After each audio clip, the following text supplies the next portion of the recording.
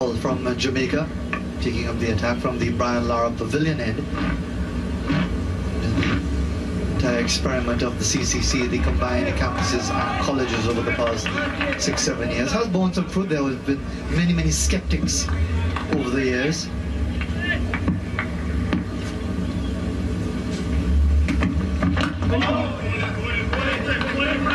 Looks as if it's going to be an interesting challenge with that height. Interesting action. He's a very tall man, but I think that first delivery would give him all the confidence in the world. Immediately getting the ball to in-swing to the left-handed Griffith. The wind predominantly from the east would help his in-swing to the left-hander.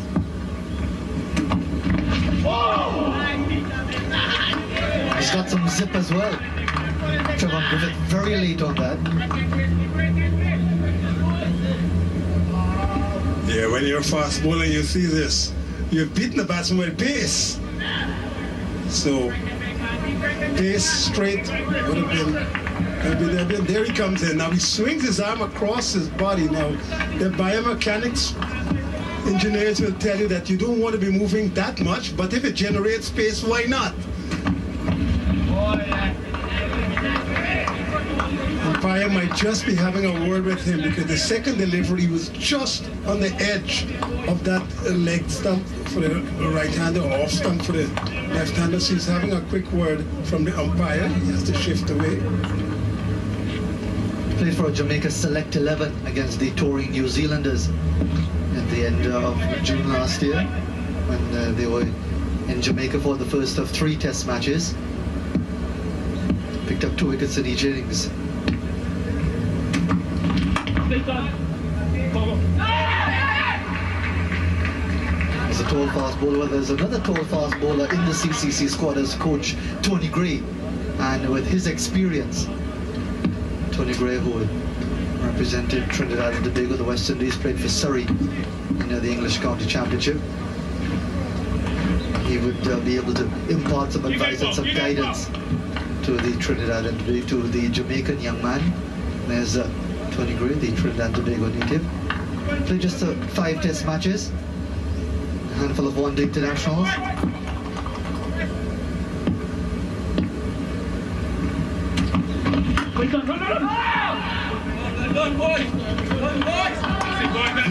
He's coming from presenting a challenge to Trevor Griffith because it's very awkward to cope with those deliveries bouncing off a length. So CCC's captain Chadwick Walkland, who is the wicketkeeper, I wonder if he might not be tempted just to try to get a wicket with another man catching, perhaps at gully, because certainly Powell is generating some extra bunks. Popped it up, but just short of the bowler. Maiden over to start with. 5 without loss after 2.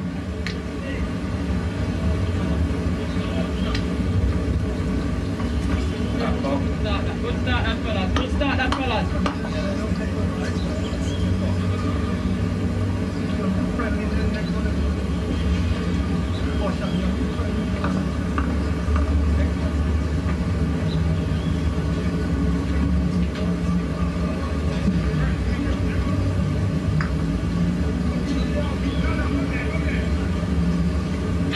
Guyana with just the 1 change. Paul Wins replacing an out-of-form Ransford Beaton. The CCC. They've left out 3 players.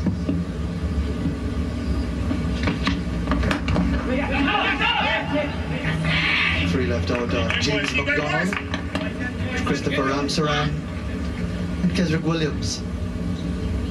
The CCC with sort of squad that again will allow players who didn't get the opportunity to represent their territories, their home territories, to capitalize.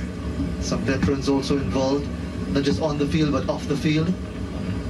We talked about Floyd Reefer leading up to the match. You've got someone, we got Ryan Austin, who's on the field as a player. Floyd Reefer, very experienced with Barbados and now with the CCC as coach.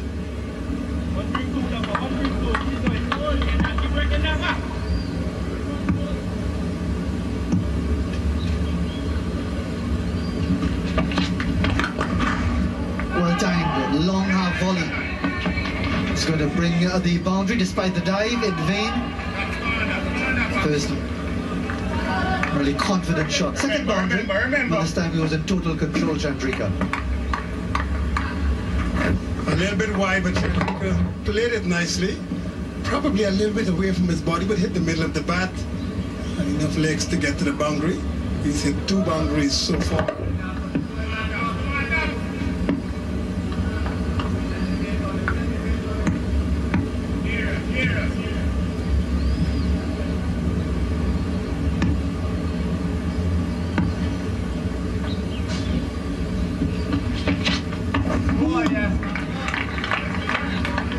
CCC certainly made a mark in this tournament in 2013 when they reached the final, losing to the Windward Islands. They were then skippered by Kyle Corbin of Barbados. They were a real force to reckon with their composition of their squad. Anthony Allen, a young man from Barbados, played well at the top of the order. Then they really shot out Trinidad and Tobago, their opponents, and quite frankly the favourites in that semi-final. Made it to that final at Kensington Oval. And they were done by the Windward Islands, who lifted the crown.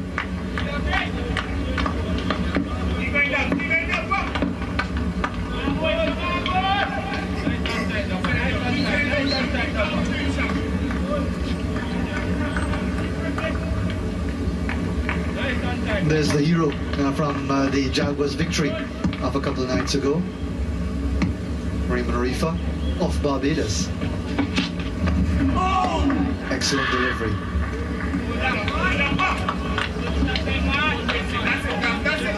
Well, the display of Kyle Wares has been really, really good. He's asked the batsman to play almost every delivery. There's just been 1 wide so far, 1 extra. That was a wide from Mears. That was a very good delivery. The one that went away for a difference.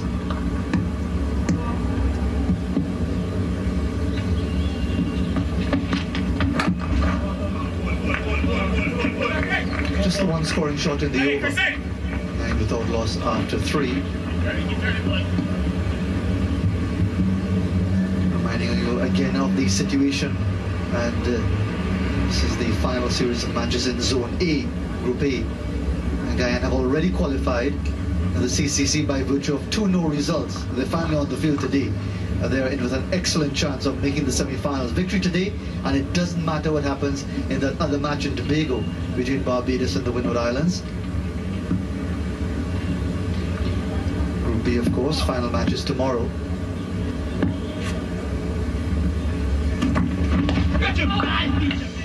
Loose drive by Chandrika.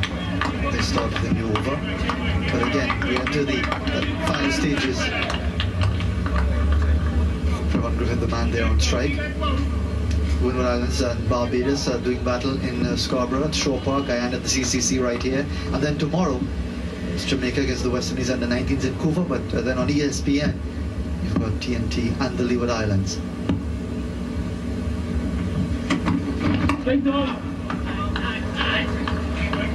Sun wind coming out now. It's another one of those sweltering afternoons in Port of Spain. Humidity extremely high.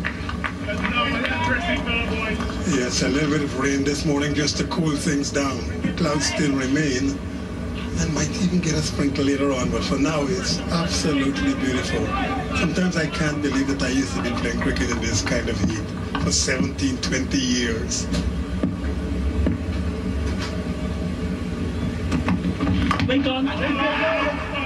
And not just that, bowling on those flat pitches in your native Guyana. And you've got the likes of Alvin Kalicharan and Clive Lloyd and Rohan Kanhai and company to deal with. Roy Fredericks. So many outstanding batsmen would have come out of Guyana over the many decades.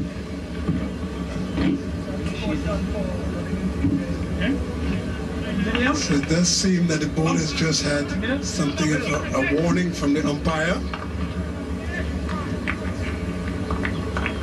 Joel Wilson, who is going to be one of the officials at the ICC World Cup 2015.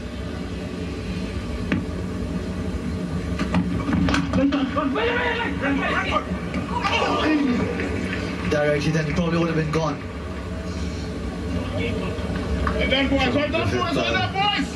Wasn't able to stop and turn quickly enough. Yeah, lost his footing. He would have been dismissed there. Kieran Kotoy with the underarm effort. Joel Wilson presiding.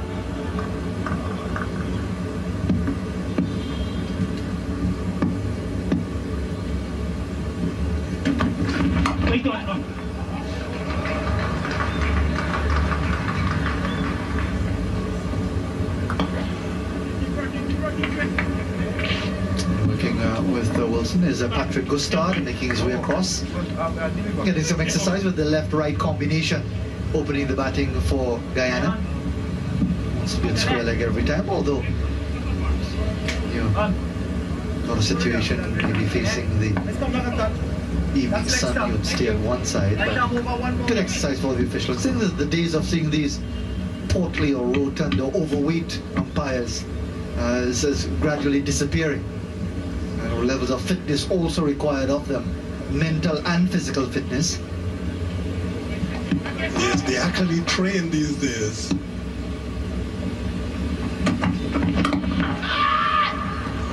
A good testing over from Powell. 4 overs completed, 10 without loss.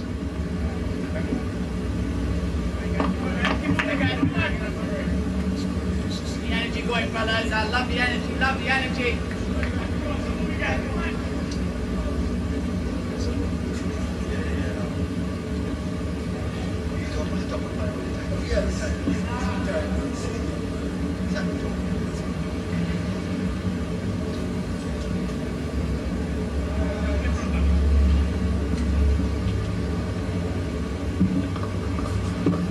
Quiet start by the Jaguars. They kept in check. There have been a couple of boundaries to Chandrika, but not really many scoring opportunities for both Chandrika and Griffith. This is the CCC, despite the frustration of being kept off the field for their first couple of matches because of damp conditions at the National Cricket Centre in Couva, central Trinidad. They've come to this match with 4 points and a chance to make the semi-finals. Pull away from that, the left-hander. What a good delivery for the left-hander. There are 2 slips, and Mears got his one to kick and bounce. He played. That's a top delivery. A little bit of extra pace, and I wonder why Walton might not have invested, as I said, in a gully. Trevor Griffith has not made too many runs in this tournament. Against the Windward Islands, he had 5.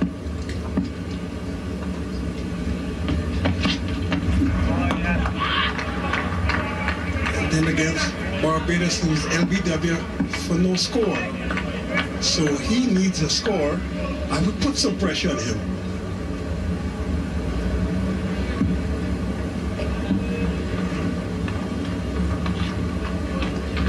Franchise format, that's why Guyana now known as the Jaguars, and the CCC now requested that they'll be referred to as the Marooners. Not that they're marooned on an island or anything like that. They're actually taking the name of a group of what you would describe as runaway slaves, and really with that a great history of resistance and rebellion. There's that proud tradition, especially in Jamaica, the Maroons of the cockpit country of Jamaica. And indeed, a number of the national heroes of Jamaica would have been Maroons.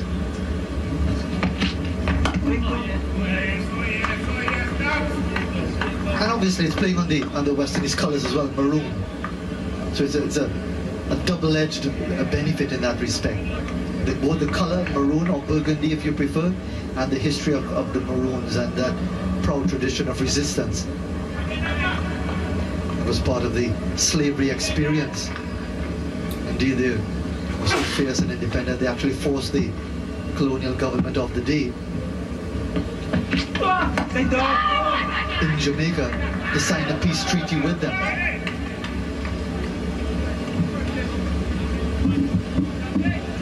Mears is getting this ball to kick. There's a slow delivery, but it bounced a little bit. think Griffith negotiated well, but there are some scuff marks just outside of his off stump, maybe just an off stump for the left-hander. Griffith looking for a score. 5 and no score in his previous innings. Again, awkward bounce. 5 overs completed. Another maiden over here for Kyle Mayers. Took the ball around very, very quickly. Sure, it didn't carry into the slips.